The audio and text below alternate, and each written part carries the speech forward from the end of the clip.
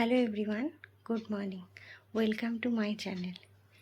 আমি মেঘা তোমাদের সামনে একটা ব্লগ ভিডিও নিয়ে আবার হাজির হলাম। তো এখন তো আমি বাপের বাড়িতে আছি, আর এখানে আমার একটা আজকে ব্লাড টেস্ট ছিল। তো আজকে সেই মতো সকালবেলা যেহেতু একটা খেয়ে আর একটা না খেয়ে, তাই আজকে উঠেছি অনেক সকালবেলা, যেহেতু না খেয়ে একটা দিতে হবে, আর না খেয়ে বেশিক্ষণ তো থাকা যায় না।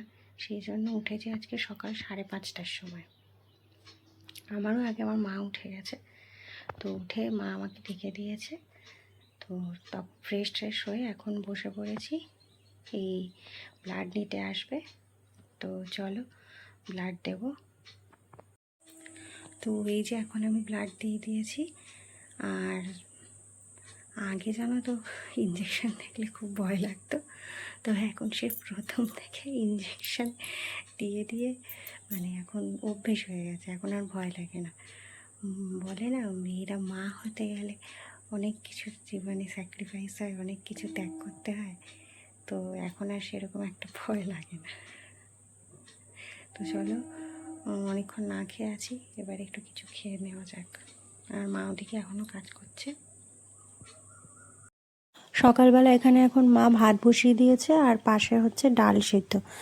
আর আজকে রান্না হবে হচ্ছে কচু। তো এটা কি কচু আমি ঠিক সঠিক জানি না, তবে কচু রান্না হবে। আর মা এখানে মাছ রেখেছিল, এটা সম্ভবত জাপানি পুঁটি। এদিকে তো আবার অঝোরে বৃষ্টি শুরু হয়ে গেছে। তো দেখো এখন দুপুরবেলা খেতে বসে পড়েছি, আর নিয়েছি ভাত। মা এখানে একটু কচু বাটা করেছিল, তো আমাকে বললো একটু খেতে। আর এখানে ডাল দিয়ে লাউ শাক করেছিল, যেটা আমার খুব ফেভারিট। তো চলো এখন এখানে দুপুরে খাওয়া দাওয়ার পরে এখানে আমি বসে একটু ফল খাচ্ছিলাম। আর ফলের মধ্যে নিয়েছিলাম আজকে একটু আপেল আর পেয়ারা। তো এখন এগুলো খাওয়া কমপ্লিট করে আমার আবার ওষুধ খেতে হবে, তারপরে আমি একটু রেস্ট নেব। একেবারে তোমাদের সঙ্গে দেখা হচ্ছে রাতের ডিনারের সময়। আর যেহেতু সেদিন গ্রহণ লেগেছিল, তাই আমি তাড়াতাড়ি খাওয়া দাওয়া করে নিচ্ছিলাম, যেহেতু গ্রহণ লাগার পরে আর খেতে নেই। যদিও ভারতে এটা দৃশ্যমান নয় এই সূর্যগ্রহণটা, তবুও আমরা যারা প্রেগনেন্ট আছি তাদের তো কিছু জিনিস মেনে চলতে হয়। তাই মা এখানে আমাকে তাড়াতাড়ি খেয়ে নিতে বললো।